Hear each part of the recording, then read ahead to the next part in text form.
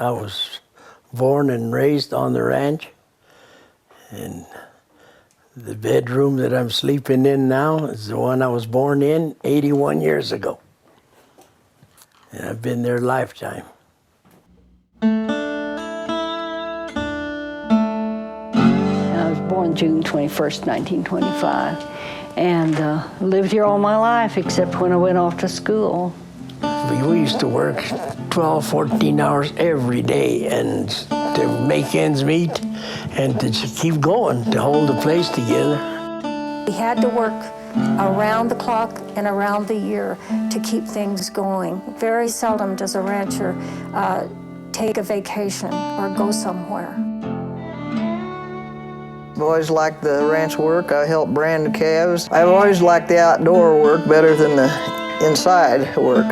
I never did like to clean house or even cook.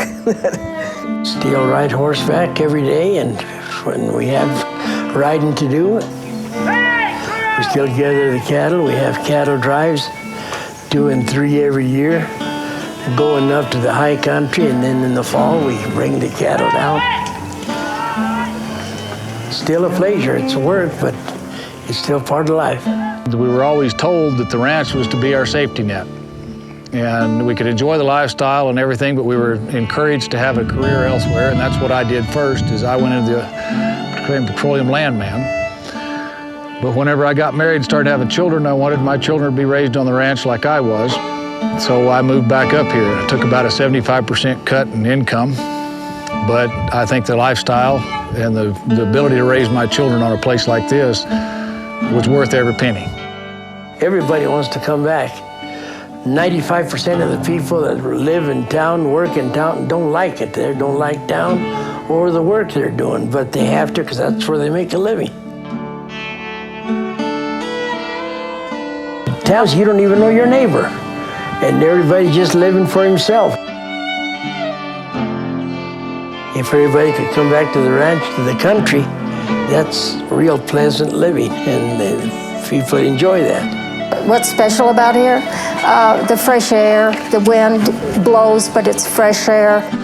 If I have a problem, I can call my neighbors, and I know that they will come to my aid. Most ranching communities, people, they really care about whether their word means anything. They care about their reputation, and that, by example, your children will learn those. They'll, not just your example that you and your spouse might give, but the people that they're in contact with in the community help instill those values in your children.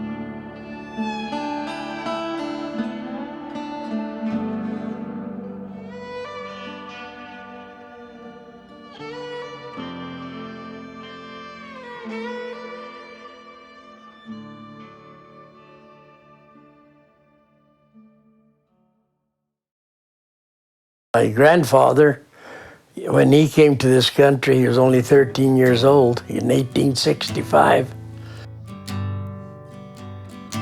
They used to talk a lot about the Apache Indians being here, you know, a lot, and lots of buffaloes. The buffaloes would migrate, well, twice a year. In the fall of the year, they'd be going south, you know, and in the spring they'd be going back north again, and by the hundreds of them. My grandfather was here in '65, and New Mexico didn't become a state till 1912, so the whole country was open. It was just a territory. When the railroad came through here in 1888, this became a livestock center, and they started building Folsom up there. Then they started the town here. There was all little villages here and there, you know, and they all came together, and they had these stockyards over here. They shipped a lot of sheep and cattle, and these other towns were not around then, and it was a livestock center.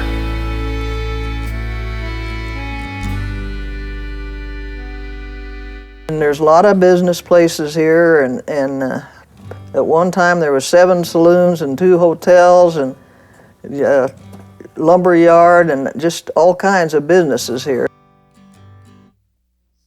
Mrs. Doherty lived on the ranch up up above Folsom. Somebody up above her had called her and told her that the biggest flood she'd ever seen was coming down the river, and to warn people to get to higher ground. So Mrs. Doherty called Sarah Rook, who was also called Sally Rook, and told her to call the people and warn them, get out to higher ground because it's the biggest flood that's ever come down the river. They had bales of hay along the river up on the dry Cimarron, and people had brought them and put them out. You know, they just baled them, and that rain washed them to the river, and it was washed down to the trestles over the railroad track. And once that stuff built up enough with enough pressure and broke loose, there was 5 feet of water here in Folsom.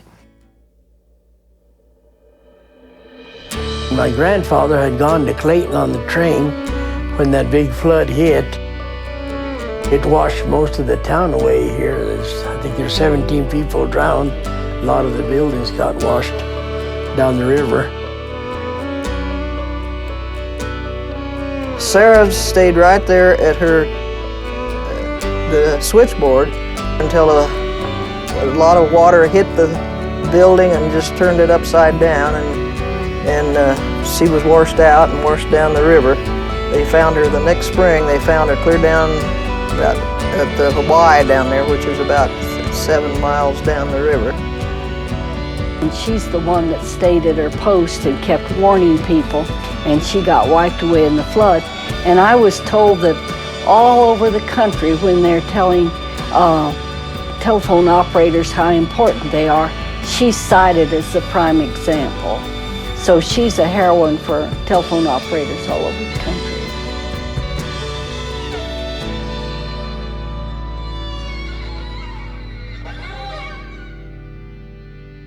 My father was a very good friend to George. He was a heck of a cowboy. He was a black man, and there are a lot of good stories about people who loved him dearly. George was a pretty prominent person around this area. His family had been slaves, and he was a free man, so he came with them. He was dearly loved by most of the people in this area. He was a bronc buster, and he taught the Cowboys how to tame horses and ride them, and in return they helped him learn how to read.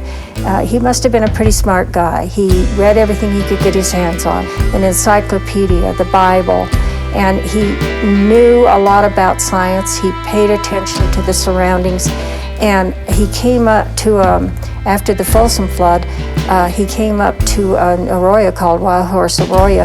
He was checking fences and water gaps, and he saw some bones sticking out of the corner of the embankment there, and he knew they didn't look like any bones he'd ever seen before. And he took them into town, and he showed them to Mr. Schwaheim, and he was a blacksmith in Raton. After George died, Schwaheim came out along with a couple of other people from Raton, and they did find the site. And they realized that this was an extinct bison, and would put it in a period of time that was prehistoric. They realized with some carbon-14 dating that they picked up along with some projectile points that are called Folsom points, that it dated about 9,000 years before. George had made a big find.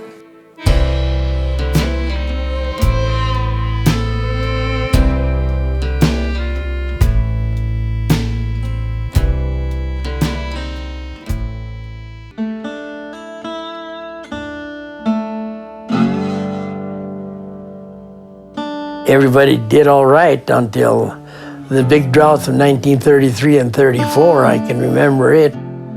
I have my mother's little article she wrote about the drought, you know, it's 30 and 35.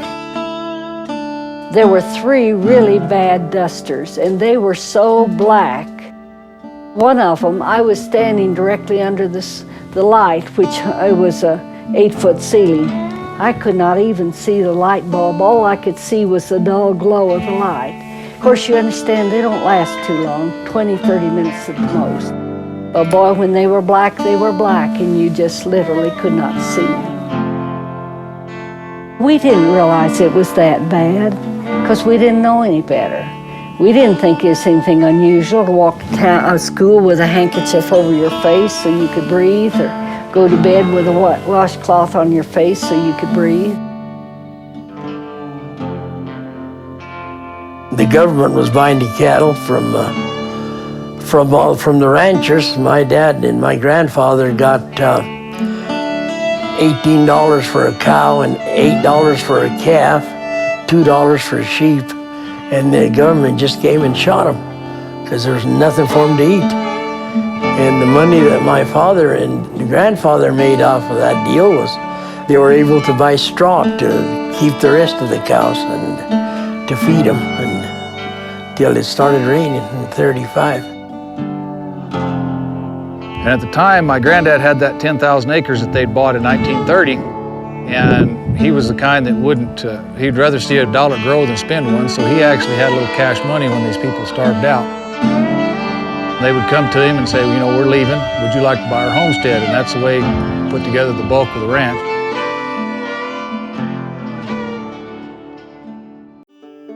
There are cowboys and there are cowmen. A cowman is a man that's got lots of cattle and somebody else might be taking care of them. But a cowboy's out there with them. He takes care of his own. If you go into other societies in the world, whenever somebody uses, an Englishman or a Frenchman uses the word cowboy, they're usually talking about somebody who's wild and irresponsible and kind of a loose cannon. I've grown up a cowboy. I keep hoping I'll become one of these days. But I've got friends I would call cowboys, and to us, whenever you say cowboy, you're talking about somebody who's taking responsibility. He's maybe not sitting down at a desk. He's doing something different every day, but I think they're probably some of the most responsible people you might know.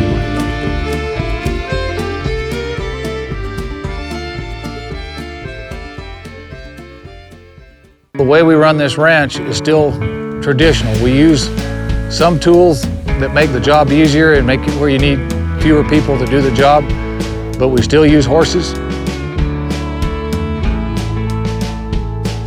We ride out in the pasture and gather the cattle, bring them into the corral, sort the cows from the calves,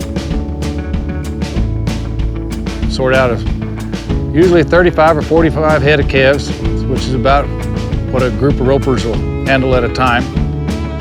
Start roping the calves. Used to be we'd have flanking crews, which would be two fellas that would help throw the calf to the ground and then hold him down while we branded them, ear tagged them, and did the other things that we need to be done. But nowadays we use a Nord fork here on this ranch. And the Nord fork works really handy in the fact we eliminate the two fellas that are kind of in the way of the process. You can see that we were putting a brand on, and the reason we brand our cattle is, number one, it's identification. For ourselves, we know that that's ours, and it's also later on as it passes down through the chain to different buyers, you can actually trace it back to that particular ranch.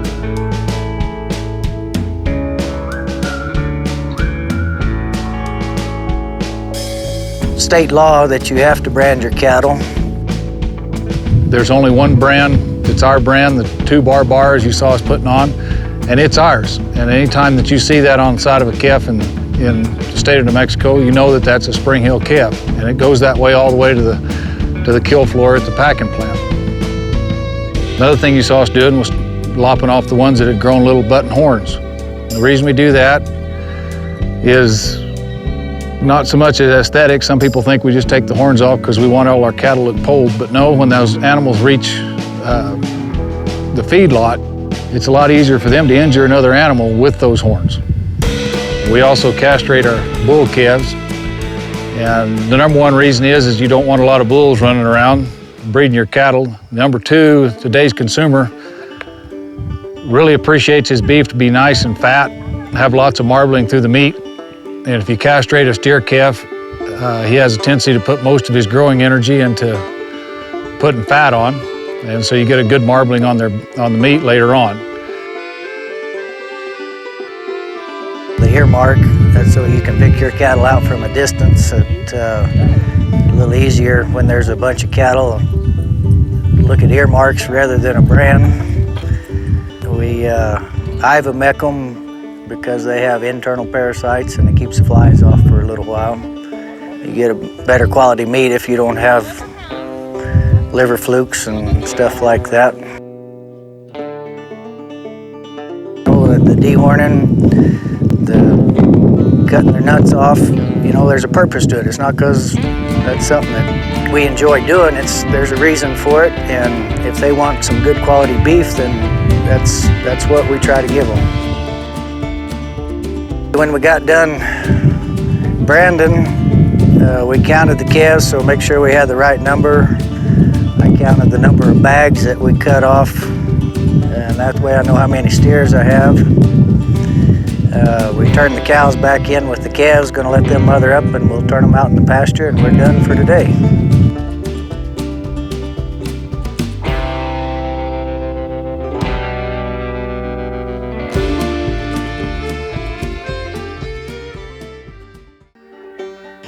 My grandfather was at the hanging in Clayton in 1901. They caught him over here by the Horseshoe Mountain. That's where they shot him and captured him.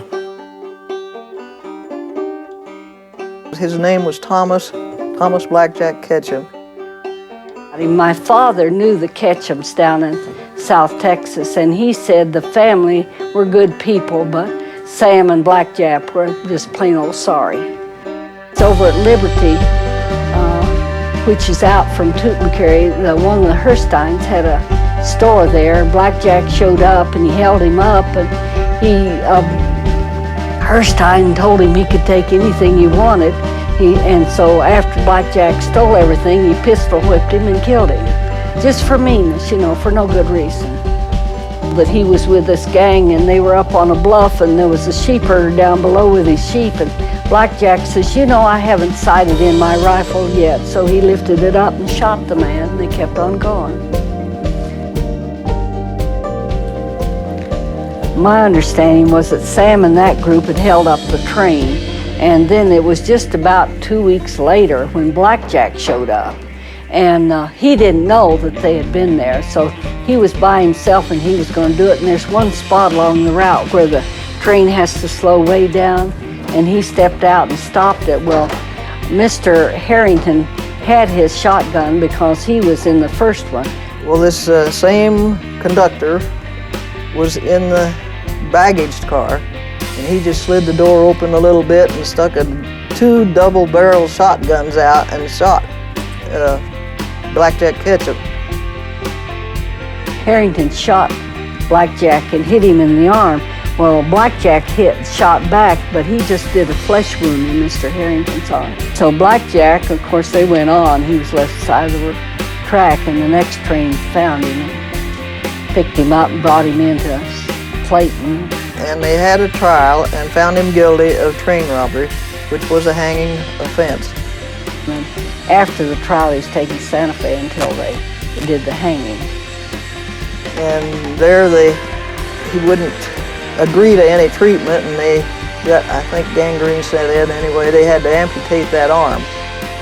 The state passed a law that if you held up a train, it was a mandatory hanging sentence, and you had to be hung in the county in which the crime was committed. Well, the county had never hung anybody, so they had to have the state send them all kinds of regulations about how you build up a scaffold and everything. And they wanted to be sure the trap door and everything was going to work all right, so they put a 200-pound weight on the rope that night to see that it was going to work. Well, then they forgot to take the weight off.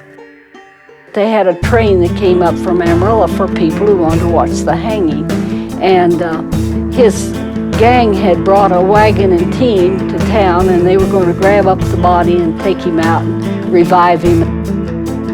When they put the rope around his neck, and then when they'd opened the trap door, The weight of that rope had just pulled all the slack out of it until it was just like wire, and it cut his head off.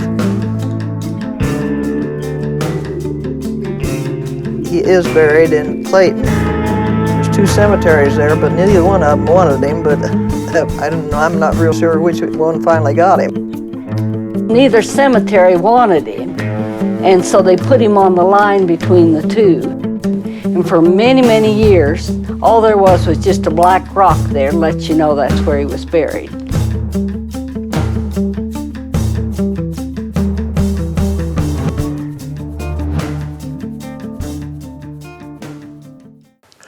Oh, I've got a son and a daughter, and I just think the world of them. My name is Dino Cornay. I was born September 6th, 1958.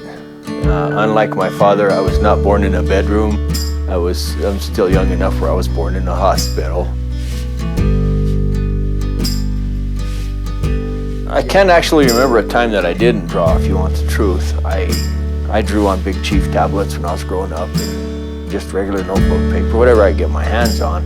And it was, I don't know, it was just something that this spark was in there, and it just started igniting. I love all kinds of art. I do realistic work, but I appreciate anything. Southwestern cowboy life is what most people think of when they think of my work.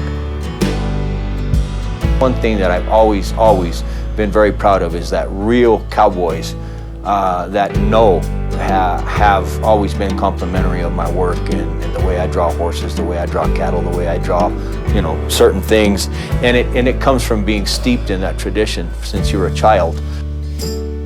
But when you're doing a drawing with a lot of gear, a lot of a fancy bridle, a fancy bit, silver work, you got to make that silver look like it shines, all right? And it's difficult, and it takes time.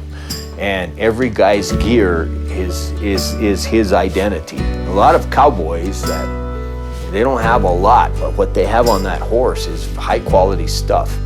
And they really, really are proud of it. And their spurs are their own, everything is them. And you have got to get that right, because it's a disservice to them if you don't. My philosophy has always been to do one drawing really well, even if it takes you hundreds of hours, instead of doing 2 to 3 drawings that are mediocre, that somebody's just going to say, well, that's nice, and then just keep walking. I want to stop them in their tracks. The drawing of reflections of the woman on the bed, that took the longest. I think it was around 370 hours. I think why my style of work has been so successful for me is everybody starts school using a pencil. Everybody relates to a pencil. When they see what can be done with graphite, it blows them away.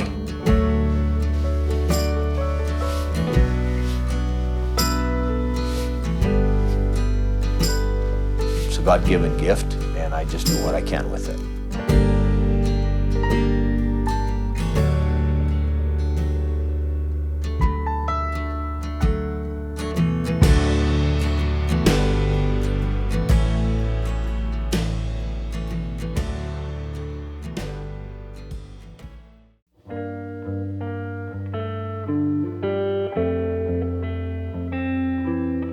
I grew up on a big playground.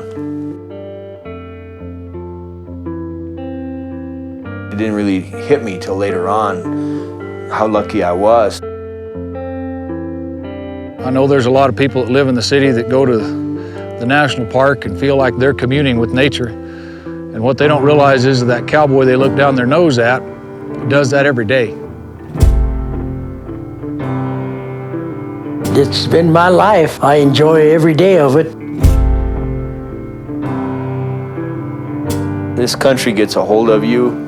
I don't know what the pull is, but it just grabs you, and the roots go pretty deep. I've been in a lot of cathedrals in my life, but the one that I stand in now. If you didn't believe in God before, you get out and start working and seeing the newness of life when a calf is born, the awesome power of nature, it'll give you some religion.